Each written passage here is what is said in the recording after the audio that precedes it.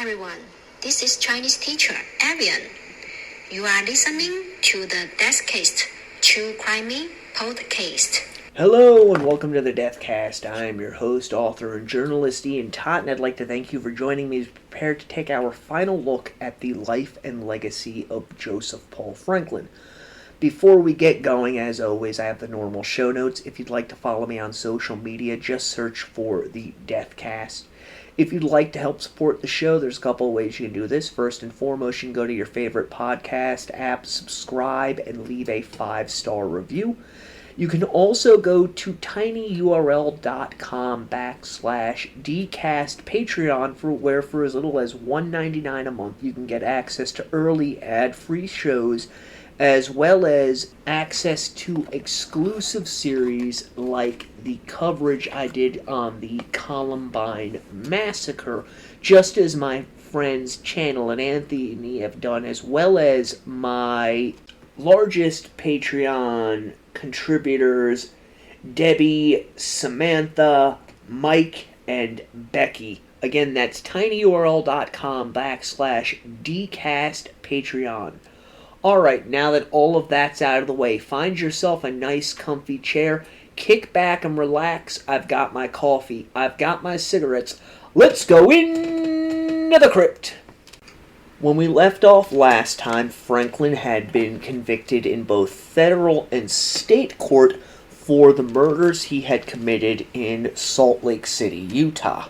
Utah had sought the death penalty in Franklin's case. However, they were only able to get life sentences, much to the chagrin of the district attorney's office.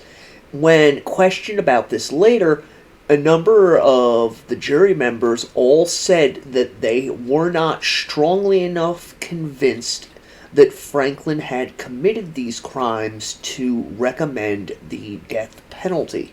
Franklin's story does not end there, however. The federal government was looking to bring further charges against Franklin, as were numerous states who all felt that Joseph Paul Franklin was more likely than not the suspect that they had been looking for their own sniper murders.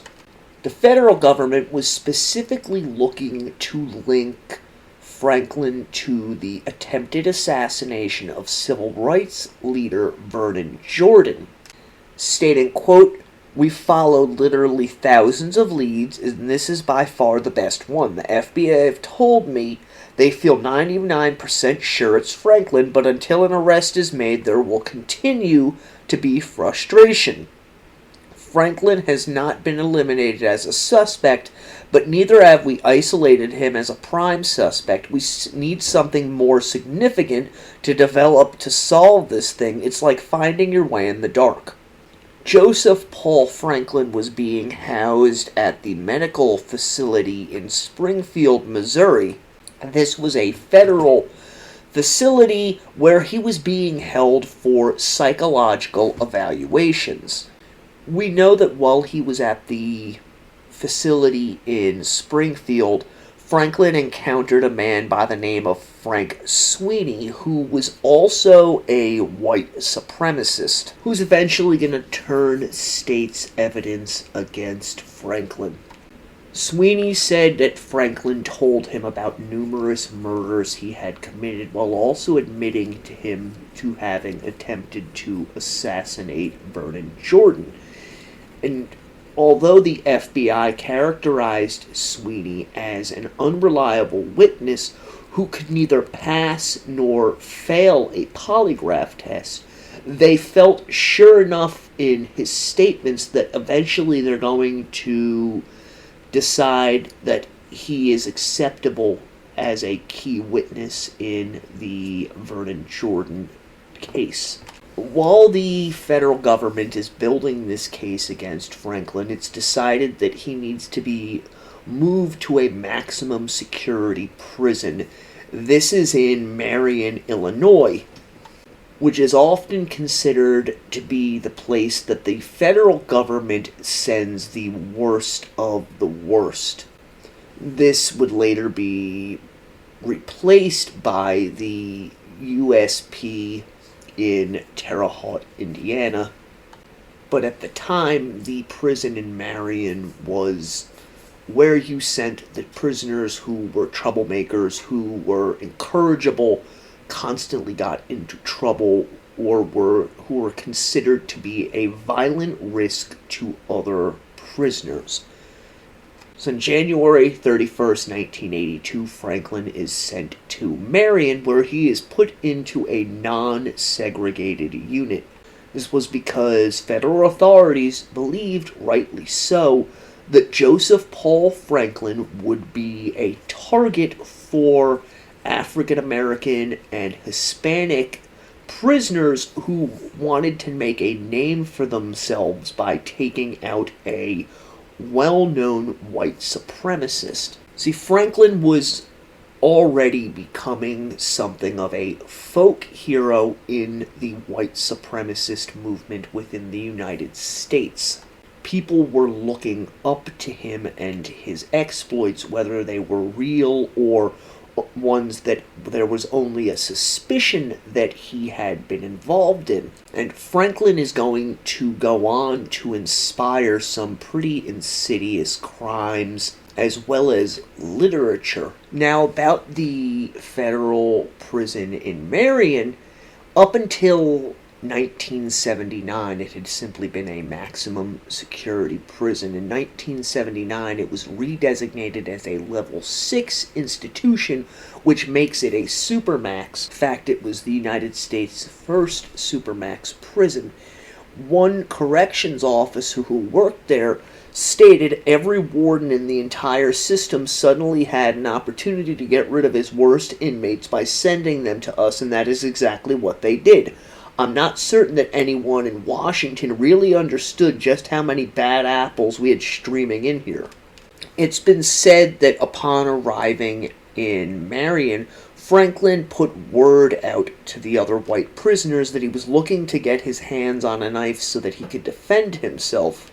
According to Franklin himself, the Aryan Brotherhood, also known as the AB, which is the largest white supremacist gang in the United States prison system, offered Franklin a knife on the condition that he join their organization.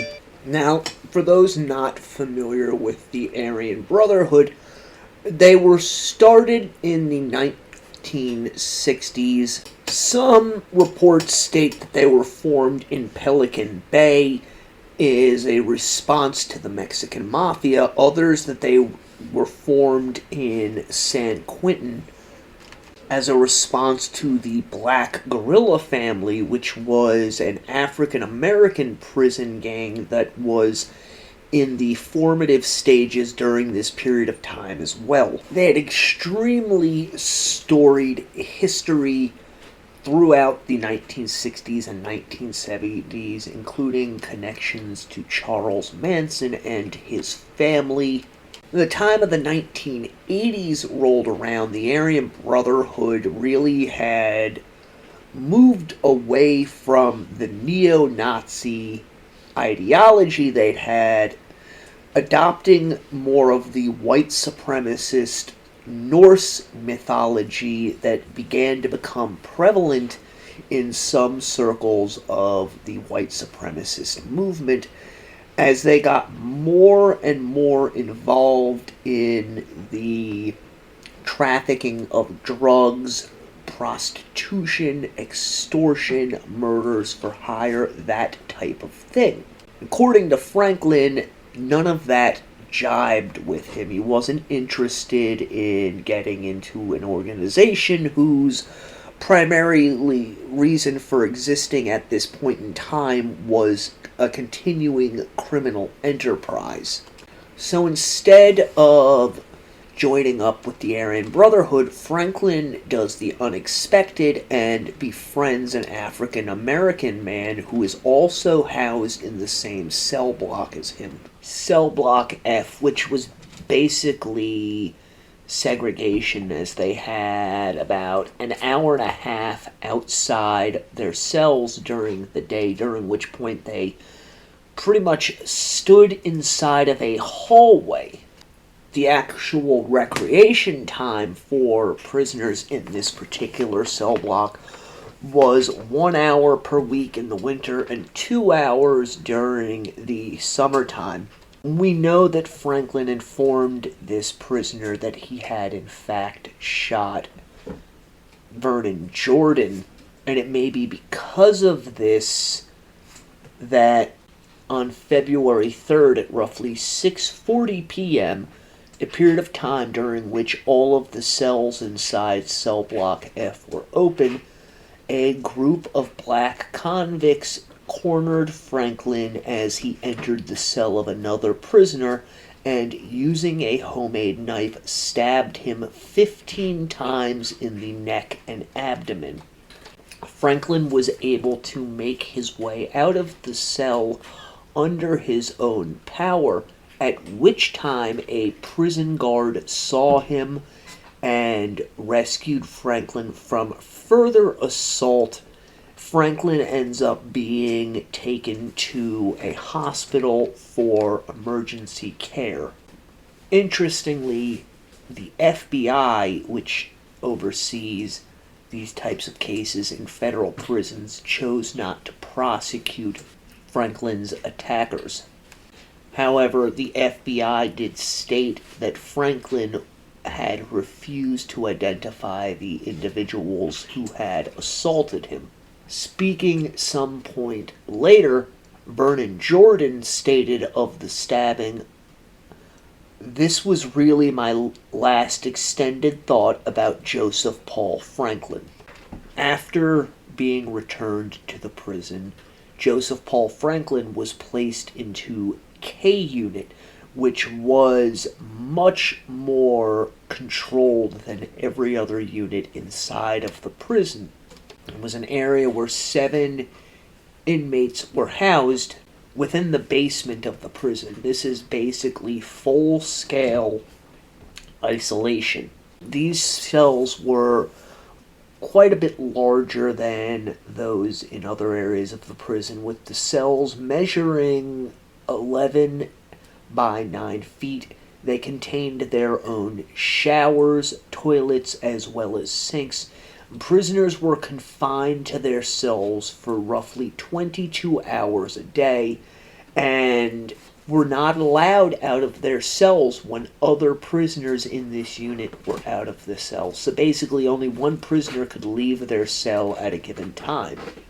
In addition to this, prisoners in K Unit at Marion were not allowed visitors, nor were they allowed to interact with anyone from the outside. Now, while Franklin was housed at Marion, a rather notorious incident took place, but we need some background. Marion Federal Penitentiary had been the site of acts of extreme violence between various prison gangs, but also aimed at corrections officers. Now, this really came to a head on October 22nd, 1983. This period of time during Franklin's life that we are talking about, when 2 corrections officers ended up being murdered. Now, I said earlier that Marion was the first super prison, and this incident is actually what led to its being designated officially as a supermax.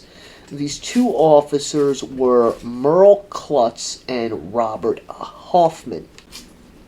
Now, on this date, Officer Merle Klutz was escorting a man by the name of Thomas Silverstein. Silverstein was serving time for various robberies as well as the murder of another inmate. According to reports, Silverstein was being led to the showers by Klutz when he was able to distract the guard, go to another prisoner's cell.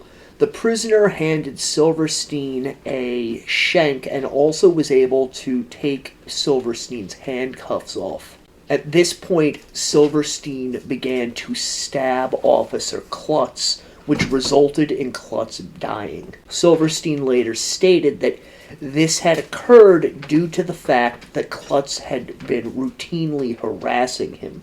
Now, a few hours after this, an associate of Silverstein by the name of Clayton Fontaine killed another officer, Robert Hoffman, in the exact same manner that Silverstein had done.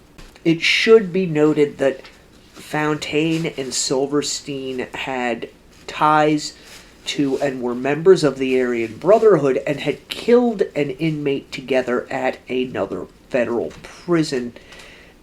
Marion ends up going into an indefinite lockdown, which is the birth of the Supermax, which lasts for 23 years. Basically what this means is prisoners aren't allowed out of their cell except for necessary reasons such as showers. Food will be brought to their cells, that type of thing. So this is the environment that Joseph Paul Franklin now finds himself in. He would later state that the prison was absolutely awful, with broken out windows that were never repaired, to the extent that oftentimes he would have to fill his blanket with newspapers to keep warm, as the draft from the broken windows made the cell block that he was housed in inhospitable. Back on to Joseph Paul Franklin, unbeknownst to him, the federal government was gearing up to press charges against him for the attempted murder of Vernon Jordan. At some point during his incarceration, Franklin was videotaped signing legal documents. Some sources say that this was at Marion, others that it was while he was at the Salt Lake City County Jail. In any event, this video was shown to Mary Howell, who was the white woman that was with Vernon Jordan on the day that he was shot. Howell informed the FBI that Franklin resembled an individual that she had seen in Fort Wayne, Indiana, the day before the shooting took place. It should be noted that at the time, the FBI refused to comment on the filming of Franklin, as his lawyers had publicly stated that this filming of him while he was inside of prison without his consent was a violation of his civil rights, and they were looking to bring charges against the federal government for this activity.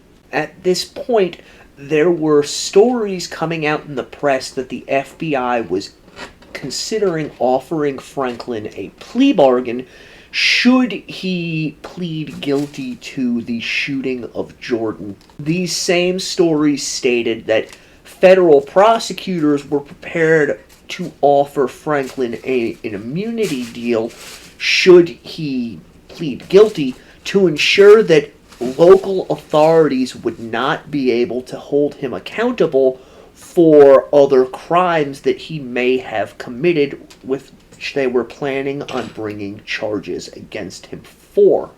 However, whether or not this plea bargain was ever presented to Franklin is unknown.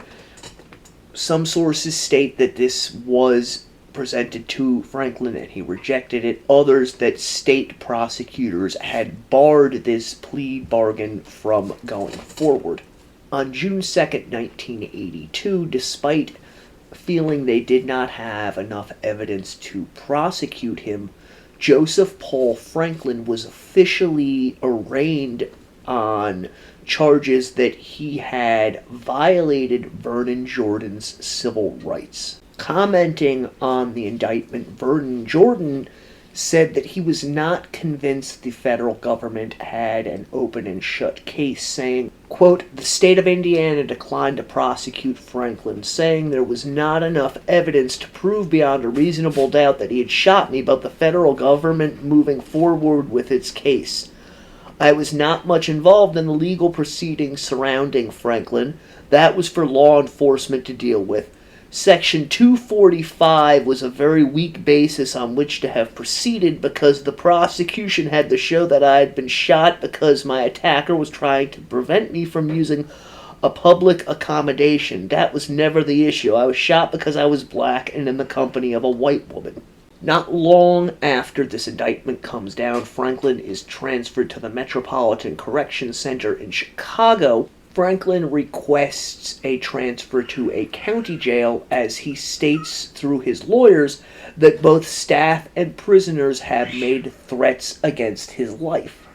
The trial officially starts on August 9th, 1982, with Franklin's attorney telling the jury during his opening statement that although Franklin had been convicted of a double homicide and was an alleged racist, quote, the evidence will show we don't know who shot Vernon Jordan, and that is a hard pill for the government to swallow. While the prosecution in their opening statement said, while there was no eyewitness testimony going to be presented, and they did not have any physical evidence to link Franklin to Jordan's shooting, the government had amassed a mountain of circumstantial evidence that he felt confident would show the jury that Franklin was indeed the gunman.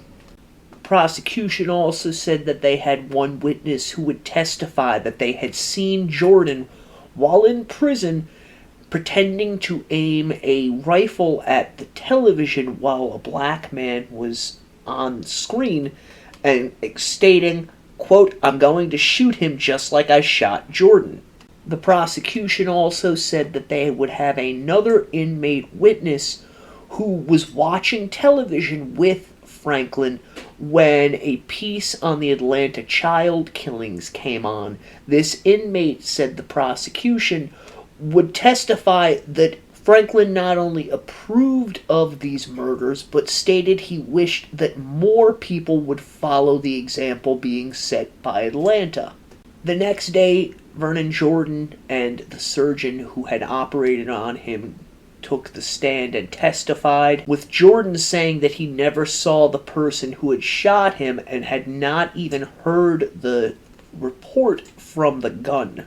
After this, there was a slew of police officers and FBI agents who testified, all of whom described finding the matted down area of grass in the island across the street from the Marriott Hotel where Jordan had been gunned down. A witness then took the stand and described that a man resembling Joseph Paul Franklin came in just after the shooting and bragged about having committed the act, closing with, quote, it was perfect. If I had been just a little different, it would have gotten him just right.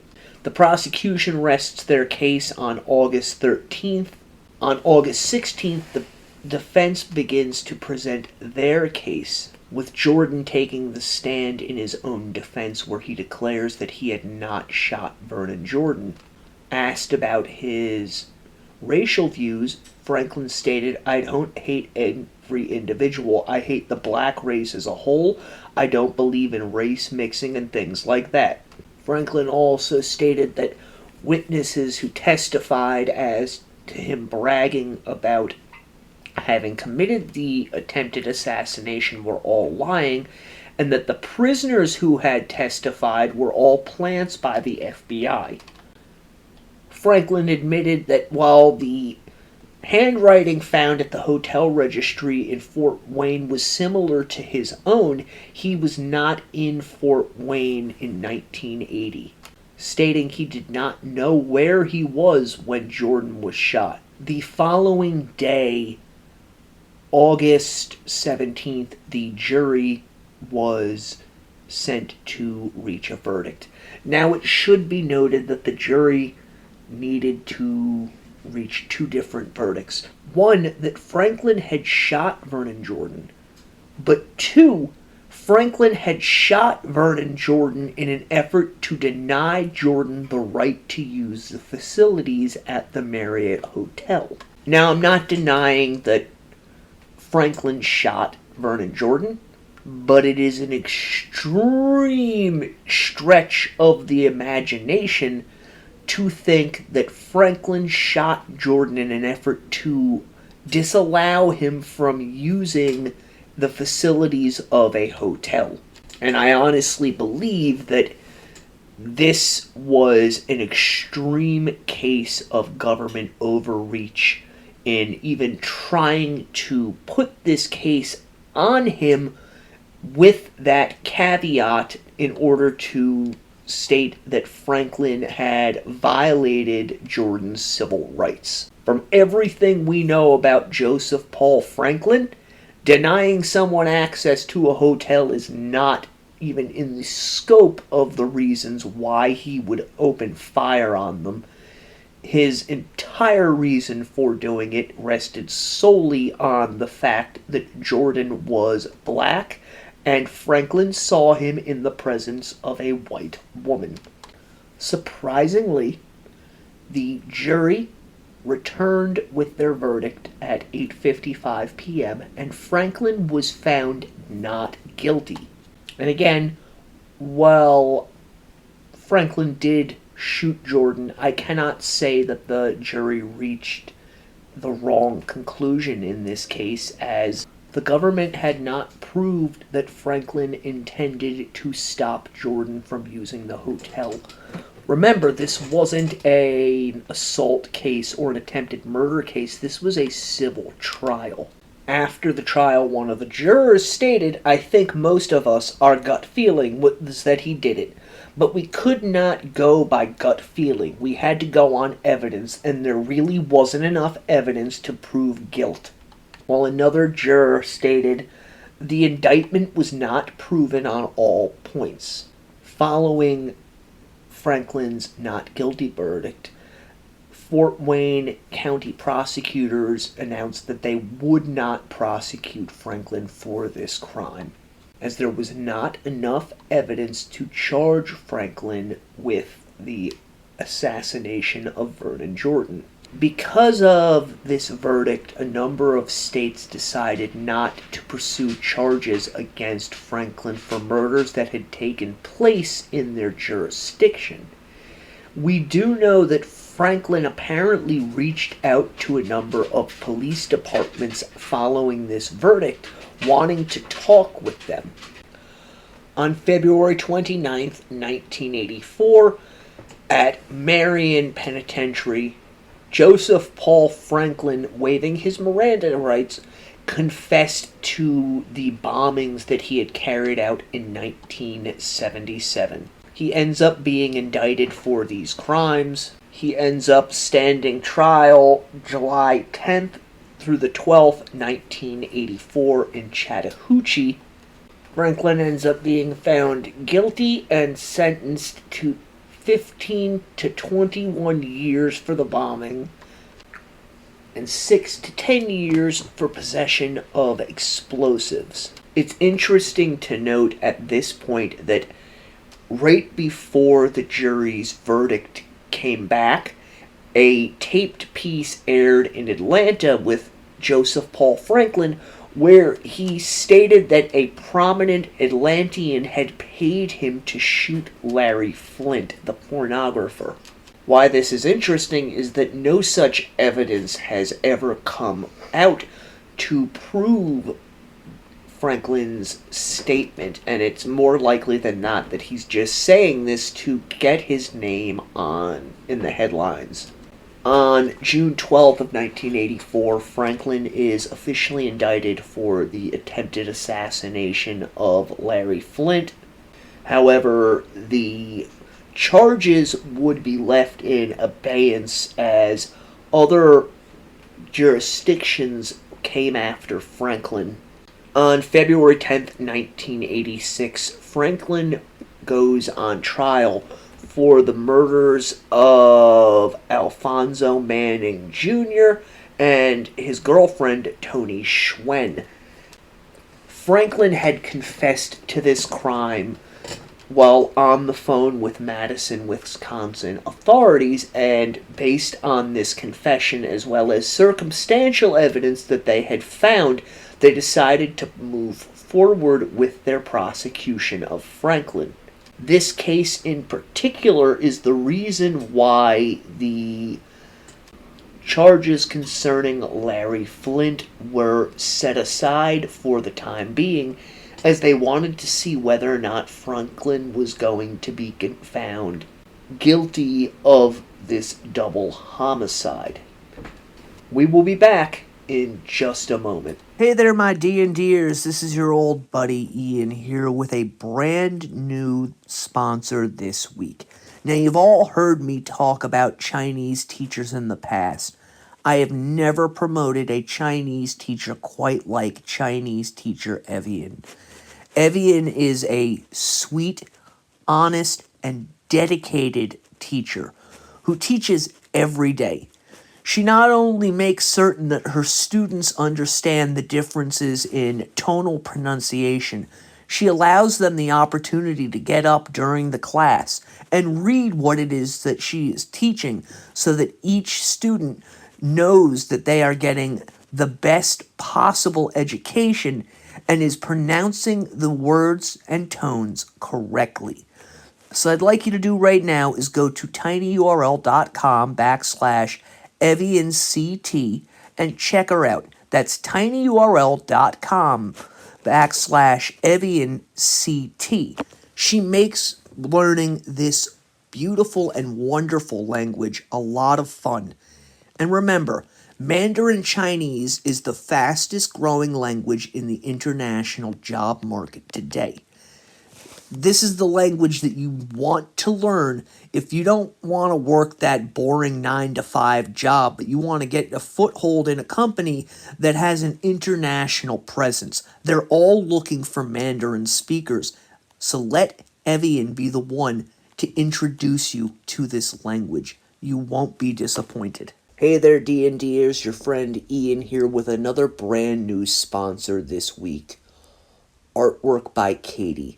Now, as the son of a fairly successful artist, I grew up around the art world, saw many different styles of art. I know good art from bad, and I can honestly say that in addition to being a good friend, Katie is one of the best artists I have ever had the pleasure of seeing. Her works of art, be it drawings or paintings, are absolutely amazing.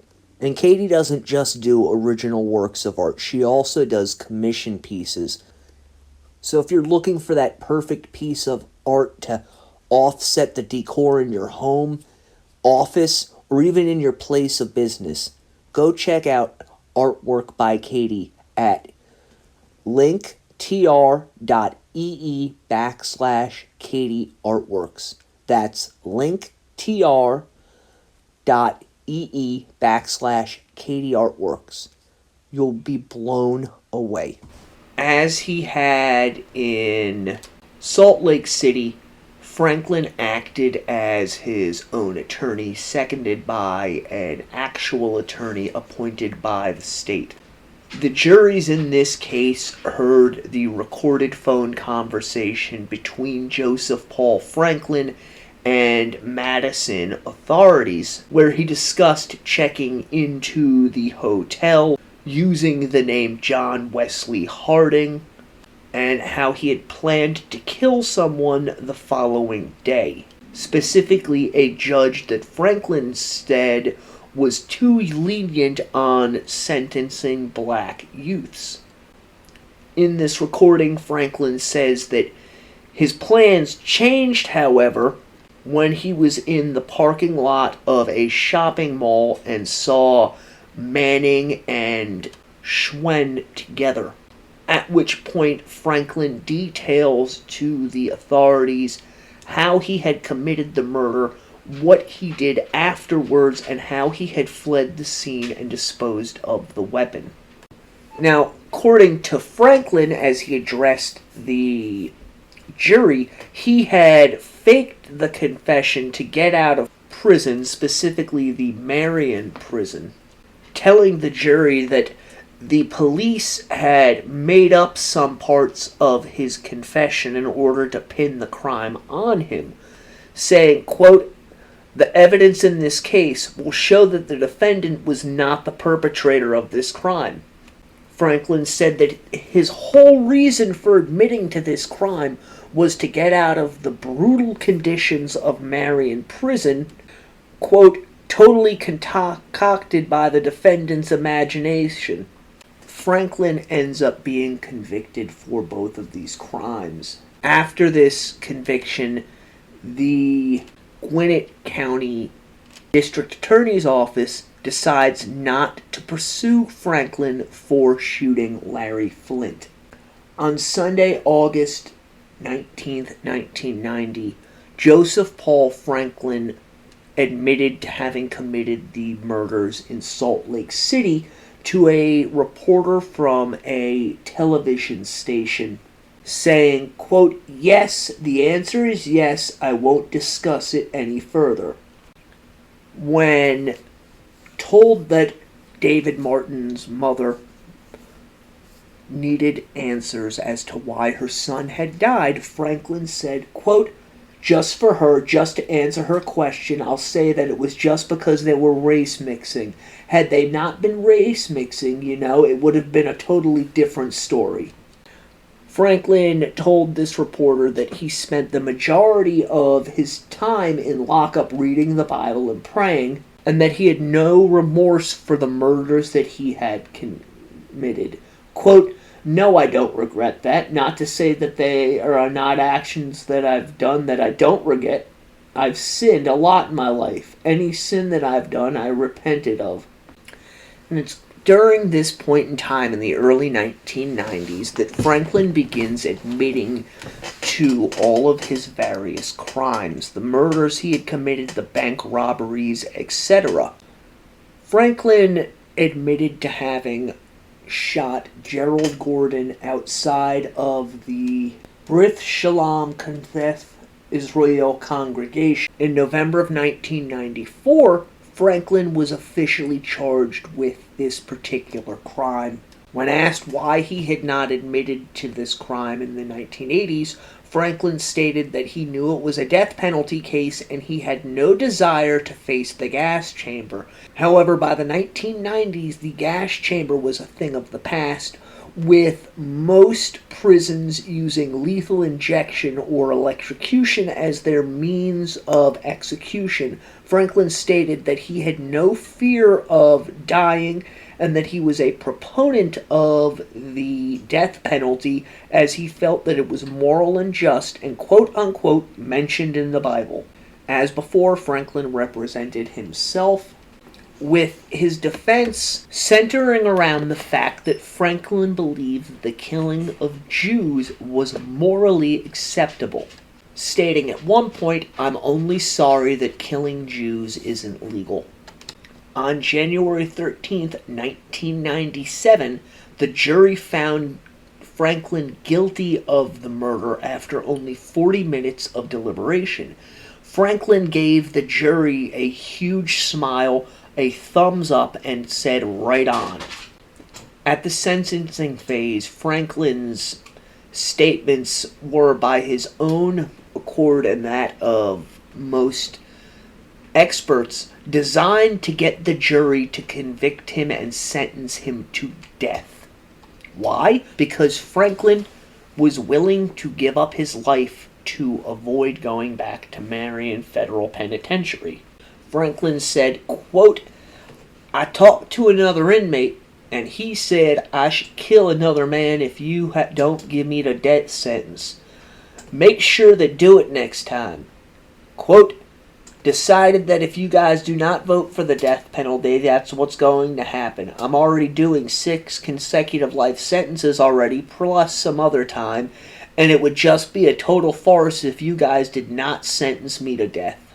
The jury ends up deliberating for 65 minutes, and on Thursday, February 27th, 1997, Joseph Paul Franklin is sentenced to death. along with 2 consecutive life terms. Upon being sentenced, Franklin addressed the court stating, "I'd just like to thank the court for a fair trial. I just felt safe when I got the death penalty. I just felt really secure now." Franklin executes a written waiver of appeal. However, his court-appointed attorneys stated that they would pursue an appeal on his behalf, whether he wanted it or not, as they felt that Franklin was a paranoid schizophrenic. Despite this, Franklin advises his lawyers to fight the death penalty conviction. Although publicly he continued to state that he would not fight the imposition of his sentence. Telling a reporter concerning the implementation of capital punishment and individuals who have been convicted of it fighting their sentences, quote, "It disgusts me that these guys try to save their miserable lives." Following this, Franklin continued to make contact with law enforcement officials across the country, admitting his guilt in crimes that had taken place in their jurisdiction. However, many of them decided not to pursue legal trials against Franklin, as they thought it was a futile gesture given that he had been sentenced to die.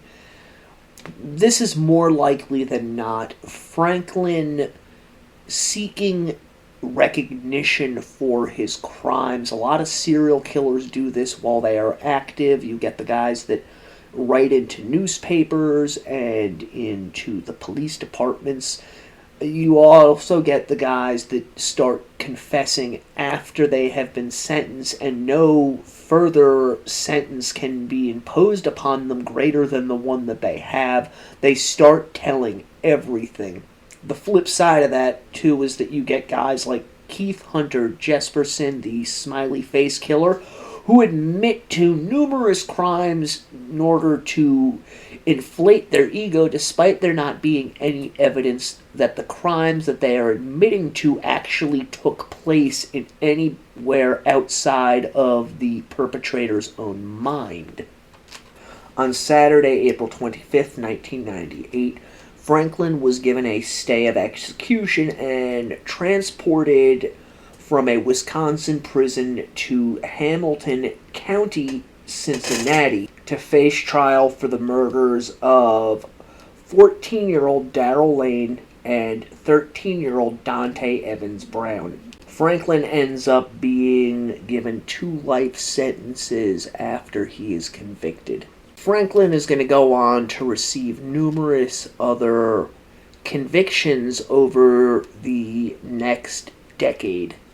Franklin is held at the Potosi Correction Center in Washington County, southeastern Missouri, where the state's execution chamber was held until 2005, when it was transferred to the Eastern Reception Diagnostic and Correctional Center in Bonne Terre, Missouri.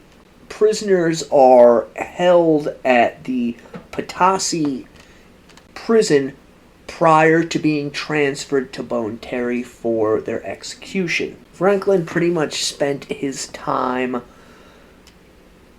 bothering prison authorities with perceived injustices concerning his treatment and living conditions, writing to law enforcement, reading from his Bible, and making contact with various members of the media.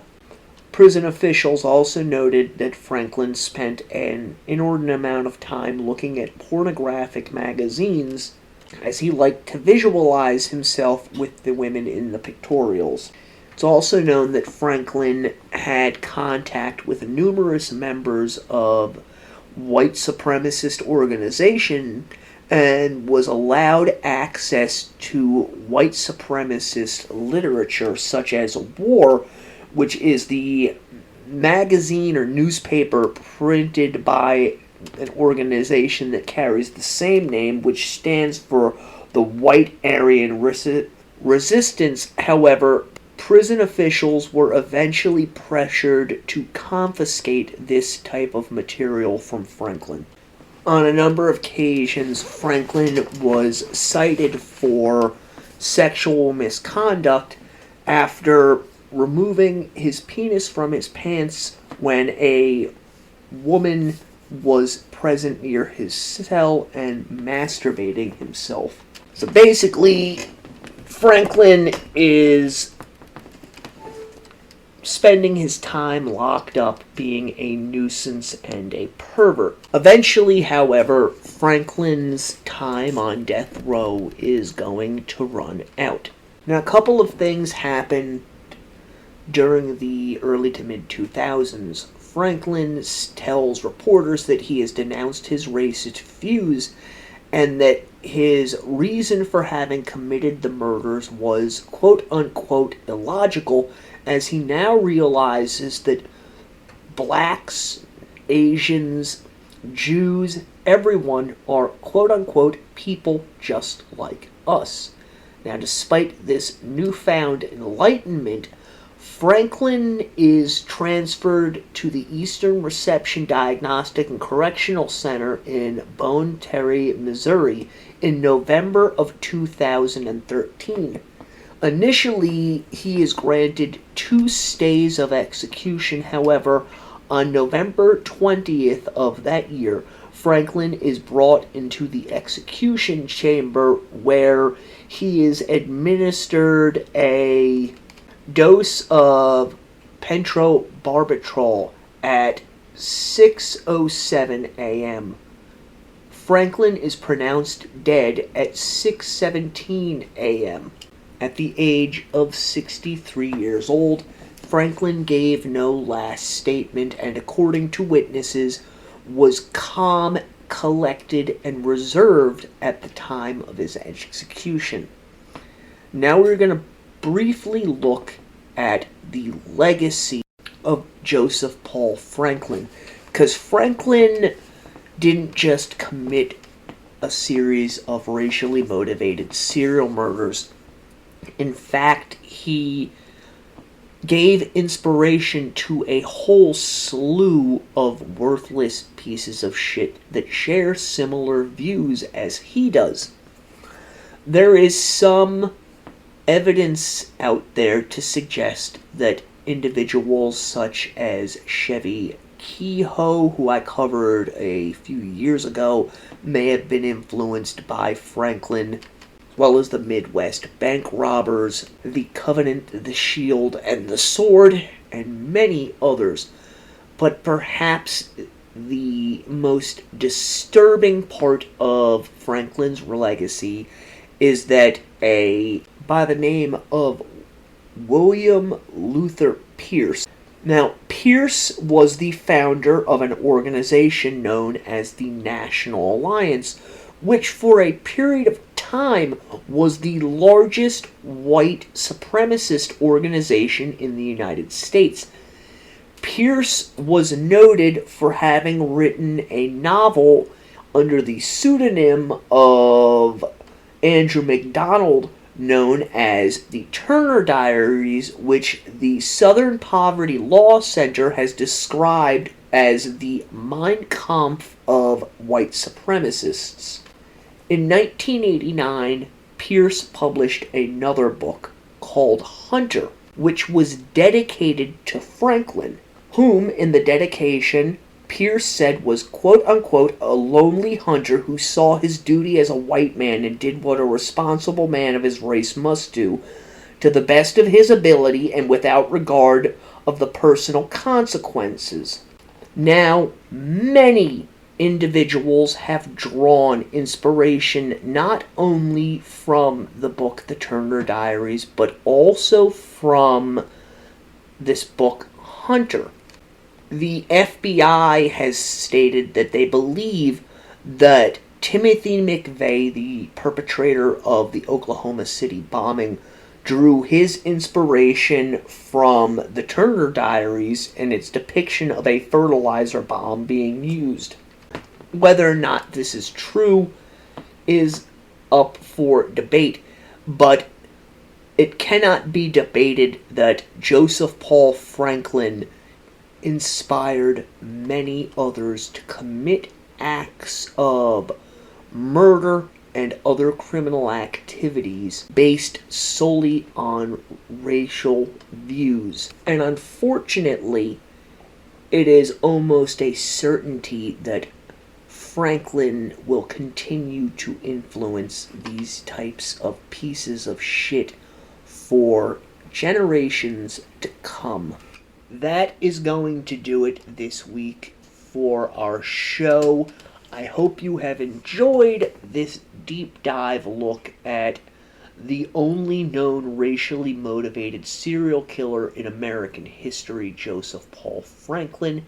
If you enjoyed this show, want to hear more content like this without ads, please go check out tinyurl.com/dcast Patreon.